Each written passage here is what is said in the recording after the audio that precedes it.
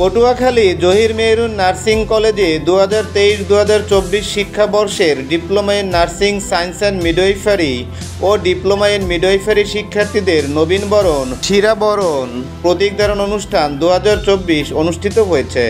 মঙ্গলবার 26শে নভেম্বর বেলা 11টায় জেলা শিল্পকলা একাডেমিতে জহির মেহরুন নার্সিং কলেজের চেয়ারম্যান মেহরুন্নেসা এর সভাপতিত্বে ও মাহিমা আফরোজ ঋতুর সঞ্চালনায় অনুষ্ঠানে প্রধান অতিথি হিসেবে 2023-2024 শিক্ষাবর্ষের diploma in nursing science and midwifery ও ডিপ্লোমা ইন মিডওয়াইফারি শিক্ষার্থীদের নবীন 70 জন ও বিদায়ী 50 জন শিক্ষার্থীদের শিরাবরণ ও প্রতীক পরিয়ে দেন জেলা প্রশাসক আবু হাসনাত মোহাম্মদ আরিফিন।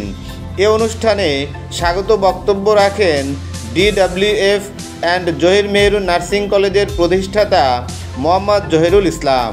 বিশেষ অতিথি হিসেবে বক্তব্য রাখেন পটুয়াখালী প্রেস ক্লাবের সাবেক সভাপতি ও দৈনিক গণদাবির সম্পাদক গোলাম কিবরিয়া, জেলা জামাতে ইসলামের সাধারণ সম্পাদক ও মৌকরণ BLP ডিগ্রি কলেজের অধ্যাপক ABM সাইফুল্লাহ ও জহির মেহরুন নার্সিং কলেজের অধ্যক্ষ Khandaker Arif Hossain. Mohammad Farid Uddin, desk report, South BD News 24।